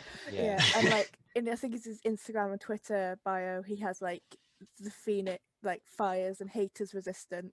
Like I think it's really good that he can like laugh about it and just think. I think he should update that bio to like 98% fire and heat resistant. He also has like the Phoenix in his bio as well. I mean, that's pretty apt, but like also fair play to the medical car guys. Oh, definitely. I watched him just run in and just like because he was like right up by I found an old tweet from Mercedes that had been like medical car appreciation thing, and this was from I think a year before, and I just retweeted it and was like, look, this seems like a very good time to share this. What an amazing job those guys do down there. Especially because like he went right up close to the fire, right up close to the fence, and he didn't have like a visor or anything on helmet. He had like the open face helmet. That's one of the things that have come out of the report is that they're changing it to drive the ones the drivers have to wear. For reasons like that now. So. Imagine being, because Ian Roberts and Alan van der Merwe, they follow the pack on lap one. They follow the pack on lap one. Imagine just expecting like a standard. Okay, someone might have spun off or hit the wall or something, but seeing that. I mean, they probably would have seen they follow the track, but I believe they take a Johnny Herbert sports line. It's like you can actually see there's a sort of service road right across turn one, and you just see the medical car take and they're still behind all of them. I think Ian Roberts, he's I think he said in interviews like I get the impression that he didn't actually see the crash. He just sort of came through that cut the corner and then saw it there. But I imagine they would have seen like all the flames and stuff going up and be like all the drivers were thinking like, oh no. Just imagine what goes through their head of like, oh Jesus, it's go time. When you've had very peaceful races up to that point, really. The bit that sort of sold the the size of the crash and everything for me was we were on board. I can't remember which driver it was. They were coming through sort of turns 5, 6, 7, 8 before coming down the hill. You can just see in the corner just the flames. You're like, that, wow. I mean, for me, it was the helicopter shot where you could see the back end of the car and then just this almighty inferno. And it's like, what? And he climbed out? Is it the clip where it's like it shows the camera following the rest of the pack and it just quickly cuts back to him with the flames go up? So that's like, oh wow. Yeah, because you can actually see him trying to get out in that, can't you? That's the only the only angle where you can really see that. There's a hard cam basically facing the spot exactly. Yeah. And there's actually footage of all 27 seconds of sort of impacts him getting out. You see the guy running across the track and starting to spray the fire extinguisher, and then you can see Grosjean trying to get out. Yeah, you can like see him moving a bit in the car. Yeah. Which like it just shows the level of safety that the FIA have done. Ian Roberts running up and pulling him out, but also Van der Merwe just like grabbing a fire extinguisher and just like spraying them Grosjean. both. Yeah. Because he knows that even though he's not on fire, that race suit is still going to be so hot. And that's still one of the dangers of it. Like, you don't have to be on fire to burn. Yeah. So like fair play. That is top quality work from them. Yeah, no, spot on to the FIA and the marshals as always, but especially in instances like that. And especially the medical car drivers. Yeah. Especially them. But then the second half of the episode was sort of very Perez related. Polar opposite to that, really, wasn't it? Because they followed Perez around Sakir. Quite right too, because drive. I mean, being punted off by Leclerc in turn 4, and then being dead last at the end of the first lap to win it. Admittedly, George should have won that race on at least 2 various counts. Yeah. But I think he could have at least got a podium if he hadn't had that puncture from Jack Aitken's spin. Yeah. I think he could have maybe at least got a podium. Even taking George and Bottas out of it, because it really should have been a Mercedes 1-2. Yeah. That's still third. Yeah. That's still last to third. Comfortably as well. Yeah. Because he passed Ocon and Stroll, like, and just drove off into the distance. And well, he won the race by about 10 seconds, didn't he? Anyway, so. But again, obviously no George and Sakir. It was a shame. Yeah, I think it was just because they were with Racing Point, to be honest. Yeah. But I think you couldn't really make it up, could you? No, definitely not. You couldn't really make it up because they were with Perez and Albon for Bahrain, weren't they? As in the first race, and obviously the whole situation of Perez breaking down, it gave Albon the podium, and then not the opposite, but obviously Albon then having a poor race after that and Perez winning. Yeah. I mean, it was also shown that when Perez broke down in the Bahrain Grand Prix, and then Alex inherited the 3rd place there as well, didn't he? Yeah. Exactly. Yeah. It was. I was gutted for Perez when his car caught fire. Oh God, yes. I was gutted for him in the last race because it's his last ever race with like Racing Points. I was like gutted for him. I think the Styrian one was where Red Bull was like, "Yeah, we're going to change driver," which is just kind of savage, but pretty sad. It was when I seen the sort of shot facing the front of Perez's car after the fire, and you see the marshal basically run in front of Lando. You're like, yeah. I've seen the onboard from Lando, and it doesn't look as bad, but seeing that second shot, you're like, oh no. Yeah, like from Lando's like onboard, I can barely see the guy running across the track. So it's amazing, like Lando actually saw him. I mean, you can like he just saw the fire over the radio. It's like, what is he doing? Yeah, Given you'd only see the fire extinguisher earlier in that race, though. You can understand why the marshal done that. Yeah. But at the same time, he'd already driven like 2 laps with it being smoking. Yeah, it was smoky, and then this bright pink fire started coming out. You're like, it was the team radio for the team radio for Albon behind. She's like, Perez has a problem. He's smoking. Okay, he's on fire. It's kind of weird, wasn't it? It's like you know he's smoking, and he's gone past the pits. Why haven't you pulled him in? I know you want to get points, but he wasn't gonna go. I think it was because of, if you remember back to Austria, though, that Racing Point was quite smoky. Yeah. just at sort of random points. And there was no issue. Yeah, that was the thing. We And we then all it caught thought it was fire. going to break down, and it went fine. Yeah, But this time it didn't. yeah, he was on fire this time. But The engine that cried smoke. yes, finally down to the wire. We had mean- the season finale and the three-way, but actually only two-way fight for third place Yeah. in the constructors. Renault had no chance. It was. I think Netflix have made the best out of the situation they had, because at the end of the day, the drivers and the constructors championships were wrapped done. up long before that Yeah. episode. But at the same time, it was still a very meaningful fight for third, even if it's just in terms of the money that's involved. It's like what 10 million, Yeah, it's quite a difference? chunk. Yeah, Which is, I mean, especially, I mean, the downside is you get slightly less wind tunnel time this year, but you've got 10 million more to play with. yeah, exactly. But I suppose everyone still has the same cost cap, so I mean, at the end of the day, that's it's. I suppose it's you don't have to bring in as much money from elsewhere. So, but yeah, it was okay as an episode. It's good in the respect of we had a meaningful championship fight that went to the last race, but at the same time, it was kind of, if only this was for first. Yeah, I mean, they love the midfield battle, don't they, Netflix? But Well, then that's again, you've because got that's to where all remember the action is. the isn't it? midfield. Well, the midfield is, well, if we go back to last season, everyone except Hamilton, Bottas, Verstappen, and then Alfa, Haas, Williams. So it's Yeah. mostly great. But anyway, I mean, obviously, like you said, third in the constructors was the only meaningful fight, wasn't it? Really, and maybe if we look ahead to next season, I think I can already envisage episode 1 of season 4. Yeah, 4 of a box office Hamilton versus Verstappen in Bahrain, and I think Netflix will be hoping that does carry on for the whole season. But anyway, going back to Abu Dhabi, I mean, I still maintain it was the worst race I've ever watched. Not only because there was no overtaking, like you get boring races, but the Perez safety car ruined all strategies as well, didn't it? Because everyone pitted, so even the strategy element, there's just nothing. That was the one variable in the race, and it got nullified. Literally, It was genuinely just a race that gave us nothing. It was by far the worst race of 2020.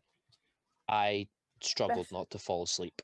Especially like after Sakir, it was like really, really great race. To that, it's like Yeah. Yeah, that was may as well It's- finish in Sakir. As well, people slag Abu Dhabi, but I went back after it and watched the 2018 one where Hulkenberg get flipped over with action up and down the grid.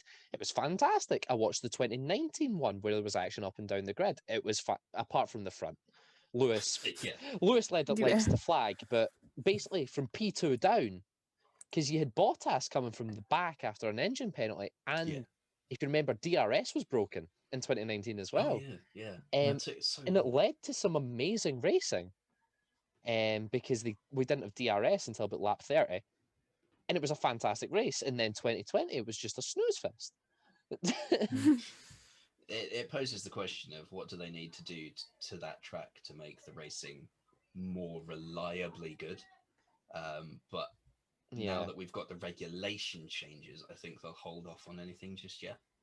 I think they'll wait to see what the new cars do to the racing before they commit to any new track changes like they have at Melbourne.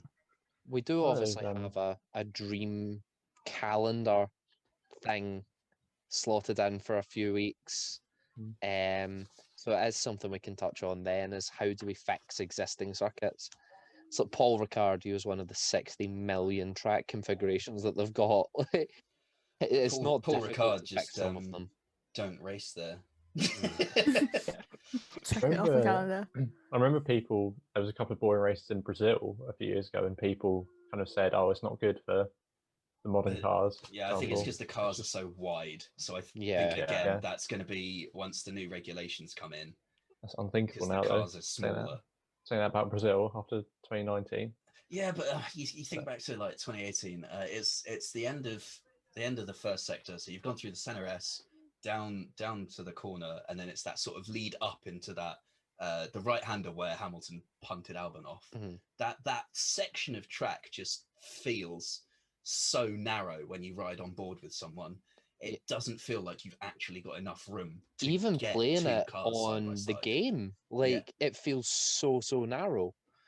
So, It, I mean, it even if they feels just narrower than widened the Monaco, circuit a bit. like in terms of feel. Obviously, it's not. Monaco is the narrowest track on the circuit, but well on the calendar. But yeah, it does feel incredibly narrow. But I love Sector 2. It's so technical, and it means there's so many places for errors. And I love Brazil as a circuit. It's fantastic. Can't wait to go back for the Sao Paulo Grand Prix. Does pose the question though of what makes a circuit good, because you see the drivers, you see people call circuits a driver's circuit like they did with Mugello, because that was really challenging. And then you've got circuits that are what I would call racing circuits, where you have overtaking opportunities all over the shop. Yeah. And it Like doesn't Spa. matter. Yeah, exactly. It doesn't matter where you are on the track. If you can get a good run on someone out of one corner, chances are you can probably have a go at them into the next. And then you've got like the polar opposite of Monaco. Yeah. You've got a couple of overtaking opportunities if you're brave enough to launch a dive bomb down into the swimming pool chicane. And it's yeah. More on that and the dreams. Yes. So I think finally, obviously we've brought up a few issues in Drive to Survive. How do we fix it? What can be done better? I think in terms of drivers, because Hamilton's presence on the grid last year was very much elevated due to the Black Lives Matter movements, but that only really got like a 5-10 minutes segment at the end of episode 10. I feel like that probably should have been given more screen time, given how big a story that was for the season. I think I'm just gonna cut in quickly here. I think that should have been maybe moved maybe to the end of the first episode and not right at the end, pushed to the back, or at least very done last it in episode. the Mercedes episode. Yeah, or Yeah. maybe at the end of the first episode where they brought it in and all that, and yeah, and maybe bring in some of the controversies they had, some drivers not kneeling and all of them, and maybe bring that into the first episode a bit, because by the end I imagine if people get bored, no one's really going to go to the last episode. If they're bored by the third one, no one's going to bother watching to the end. So I think if they really want to make a difference with that, they should have brought it to the first episode and made it a bigger point than it did. Yeah, that wasn't great. I don't think just shoving it in at the end like that. I think because had a whole Hamilton episode, I think what would have been good is have the whole thing about his campaigning, but then I don't think in the 3 seasons they've had, they've not really shown how much of a titan Hamilton is in F1 at all, really. And obviously Netflix curse again, but I think what they could have done is maybe have a section on his campaigning and then use that to show how he can do all of that and still just turn up to a racetrack and win. Yeah. I think it's Netflix's way of saying it's pro Black Lives Matter and pro the movements that Lewis is supporting, but at the same time, by putting it at the end, they're not shoving it in everyone's faces and getting criticized for being, it's also left wing now. And I think what Netflix have tried to do is sort of separate actual politics. Also, we've got the politics of Formula One, but separate actual politics from sport by having it at the end. So I can kind of understand that there, because most people are there for the sport, but not real life politics. Yeah. But when you get it, sort of, it's with the national anthem at the start of every race, and you just kind of see the occasional shot of some people kneeling at the front of the grid or Lewis in his t-shirt. Yeah. And it's just kind of, and then you just shoehorn in that little segment at the end. It doesn't feel like it's being given the correct coverage that it warranted, and for what an issue it was, and especially still is.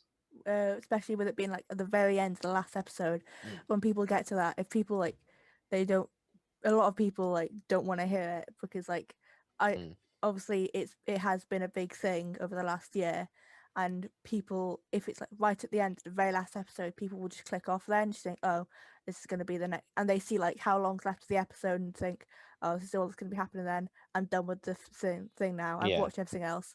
So that's why I think they should have maybe moved it to like middle of like a couple of the episodes, so like they don't know how it's going to unfold, so they have to watch it because like it's very important. Especially with episode 9 having Grosjean crash, which was arguably the biggest talking point that Netflix was going to cover. I think that many people who watched F1 for the season knew how bad the Abu Dhabi race was, probably watched the first 9 and just went, oh, 10 covers Abu Dhabi. No thanks. Yeah. If you're a casual fan, you wouldn't know that, and you'd probably watch the episode anyway. Or if you're like us and you're reviewing it, you just watch it anyway. I mean, I'll watch it anyway just because I like Formula One and I don't really care. It's Formula One, give it to me. But I think a lot of like really sort of just the fans that are there for the drama of the F1 Netflix series would have probably got to episode 9 and then said, thanks mate, that was the best bit, see you later. So yeah, I think they needed to reorder that a little bit, but that's it's always going to be a political issue at the end of the day, but that's something for Netflix to sort out.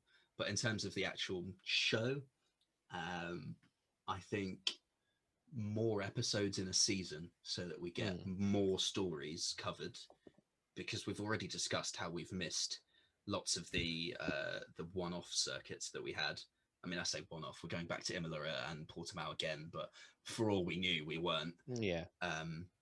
So, that could have been an episode in itself, like sort of the changes to the calendar. Yeah. And I mean, Turkey arguably warranted its own episode on its own. Yeah. So I think if we had maybe another 5 episodes in a season and 2 camera crews per weekend, you'd probably be looking at a very, very sellable storyline for a lot more of the season. Yeah, I think I mean we've touched on this quite a lot, haven't we? But I think for me, they just need to be like more flexible with who they show, what they show, and where, just so they get more of the like the key dramatic moments of the season. Obviously, some of them they did do a very good job of getting, but others they missed out on. But then, as we've said, they've got to be careful of not going too far in the other direction to make it a season review, because I could just watch the Sky F1 season review. Yeah, if I wanted to. Yeah. There's also the problem, if they do have episodes, they're going to have to like cover a bit more, like obviously covering a lot more, but there's also the problem of if drivers don't want to be in it, because Max Verstappen didn't want anything to do with Drive to Survive, because like 2018 it painted him in a bad light, and kind of 2019 as well. So like I see why he didn't want to be involved in this at all, but there's also that problem if more drivers see like Max's reasoning and think, oh, I don't want to be a part of this either, that's also going to face a problem for Netflix, saying like if something big happens to them, like first season Mercedes didn't want anything to do with it, and they were like obviously dominating. Yeah, but so, then like, they saw how successful it was, and then Yeah. agreed. Yeah, the So first I think the first series, Mercedes didn't have and Ferrari. Ferrari weren't Yeah, in it so- at all. Yeah. Yeah, I think because they there's felt also- like it could be too much of a distraction. That's why both teams still only grant one episode to Netflix, yeah, one Yeah. race Mercedes weekend. still mess it up on that particular weekend. Yeah, yeah. I think there is that like problem of if some drivers see Max's reasoning and think like, I don't want to be a part of this at all, then that's going to face a problem for Netflix, because then if I something don't think it's going to go that way, Yeah. given the characters that we've got on the grid. True. I mean, look at the interviews you've had with Danny Rick, where they've gone home with him. there's also the problem with the 3 new rookies now. Oh Obviously, God, yeah. they didn't cover Latifi at all, apart from his crash in like Styria, I think, Austria. Oh yeah, that was That was really the awkward. only part And they only they- need they're the best drivers in the world. They only needed a couple of laps and they're on it. Instantly Yeah. cut to Latifi binning Yeah. it at In the turn wall, one. yeah. Yeah, Bravo, like bravo. obviously with the 3 rookies, the F2 champion, F2 third place, and Mazepin. Yeah. It was um, 6th. 5th or 6th, yeah. It's just And not. like they might touch on like Mazepin and like some stuff he's done. Well, I mean, given the coverage that Haas have had in the last few series, I would say that yes, we're going Yeah, to yeah. They're gonna have- unfortunately be seeing Mazepin. Yeah, they're gonna have Hopefully, Mazepin. though, they'll take it in a direction where they cover more of Mick's journey, because I that think is a they might. very big story in itself. Yeah, because like Um, Mick Schumacher, Yeah. and also Yuki Tsunoda, who had like what 4 years in Formula racing before joining Formula One. Yeah, he it's was like- rapid. Yeah, It's- he's really good. Honda's last year as an Yeah. engine provider, and that was sort of what they wanted. They wanted a Japanese driver in, being powered by a Honda engine. Yeah. So I think I mean, it's depends on how his season goes, really, depending on if you can make a story out of it. But I think maybe even just Red Bull's engine changeover is going to be cause for concern, and that might end up creeping into parts of episodes with Christian Horner. I mean, I think every episode in this season included Christian in some way or another. I mean, be there was honest. quite a lot of interviews with Toto, though. Yeah. Toto was quite well. All things considered.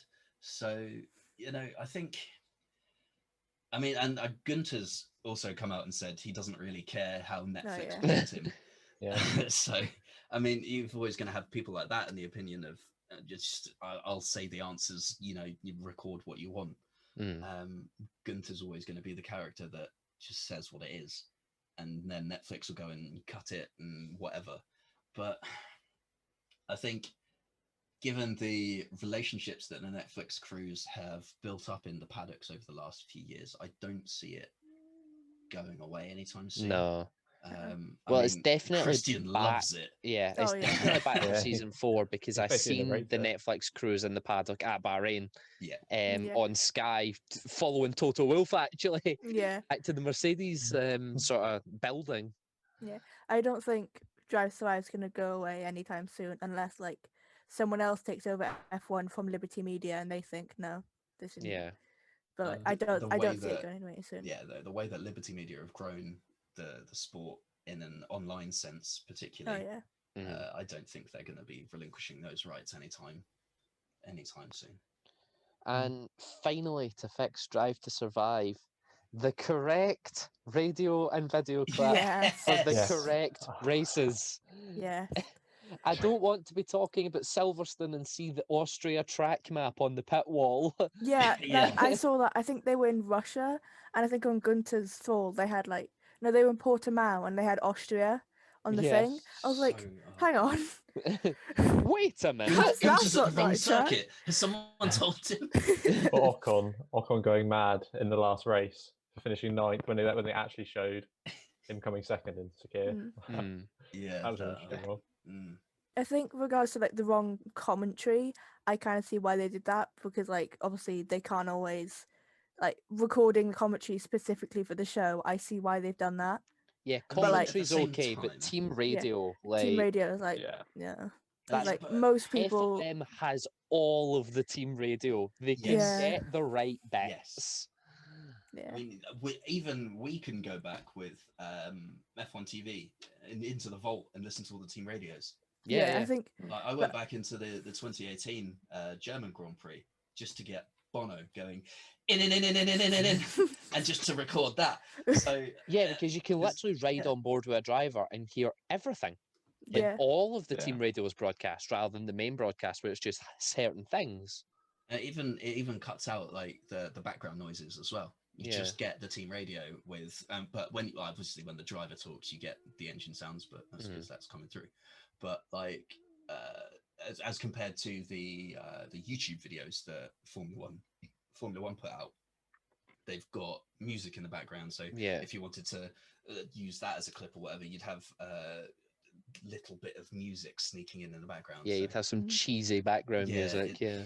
so yeah, it's not like the resources aren't there, given that Mm. even everyday lackeys like us can access them. But I think Drive to It's Survive is really for like fans new to sport or just casual Yeah, fans. Like 100%. people obviously like us, we really like the sport. We made a podcast about it, but What gave it away? yeah, I wonder why. No, but I don't. It's really not made for people like us who are really into the sport and can Mhm. tell when a radio is wrong. It's made for like people who are new to the sport or just casually watches it and just think, oh, that might be cool for me to get into it more, and then like see what the past seasons were like. But yeah, I think at the end of the day, Drive to Survive for us is more, let's have a look at those interviews rather yeah. than Yeah. let's have a Let's look have at a the look at the racing. yeah, for us, like let's have a look at behind the scenes and like Yeah. Mick Schumacher going to Haas or like Alfa Romeo. Like that was quite interesting Yeah. Mhm. because I Especially does think when its it was job. like Mick in all his alpha gear, and yeah, then he's like, "Hi, I'm Mick." So I cool. drive for Haas F1 Oh! team. Loved Yeah. that bit. Loved when Mick just introduced himself, just like, "Yeah, son of the 7-time world champion." Yeah. Yes, get in there, lad. So, It does its Yeah. job. I think Mm. that's Yeah, yeah, it fills its space in the market, I think. And it Yeah. does a good job of it. But anyway, that wraps up this week's episode of the Turn 5 podcast. Next week is going to feel a little out of place, but we're doing our season predictions with an important caveat. We had a sort of team call on the Thursday night before Bahrain. Yeah. And we set these predictions. They have not changed. And that's going to be evident yeah. by the They've time we talk about yeah these they've predictions. they've been Instant based regret. off they've been based off testing and that was it. Yeah, they were based off of Yeah. testing and a bit of 2020. Yeah. Because of Because they haven't sort of how changed much. static we perceived the cars to be. Yeah. Um, And given that the episode after that will also be the Imola Grand Prix, we'll also be covering our podium predictions for Yes. that race as well. And I think So if anyone wants to get involved, feel free to tweet us your predictions for the podium for the Imola Grand Prix. or put them in the comments if you're on YouTube. Drop them in the comments Yep. on the YouTube video. If you're on the Discord server, drop us a message. yeah. Just get in touch any way you like. Really, we're open to it. I'll be putting out a tweet or a message here and there saying get involved with this. What do you think is going to happen? So I will inevitably put one out for next week's episode. And also next week, because we can't fill an hour and a half on just season predictions, the new track layout for Australia has been Yeah. confirmed. So we'll touch on that a bit as Are we well. gonna? I think we're gonna touch on F1 fantasy as well. I think Yeah. Yeah. that was discussed. Yeah, So a lot to talk about. lots to tune in for next week. And then the week after, as we say, Imola. So do stick with us over the next few weeks. Drop us a like and subscribe if you're on YouTube. Please do follow us on any podcast platform that you might be listening to us on. We're on quite a few now. We're up to 6 now. Yeah. Spotify, Google Podcast. Are we on Apple Podcasts? Not yet. We're Not still yet. waiting for authorization from Apple Podcasts, Castbox, and Overcasts. But we will be there at some point. Yes. We're currently available on Anchor, Breaker, Google Podcasts, Pocket Casts, Radio Public, and Spotify. And then YouTube as And well. YouTube. Yes. So please do follow us on your channel of choice. And follow us on And- Twitter as well. Yes, follow us on Ready to keep it Twitter up. and Facebook. Links are in the description. So, thanks for listening, and we'll see you next week. Cheerio. Bye. Bye.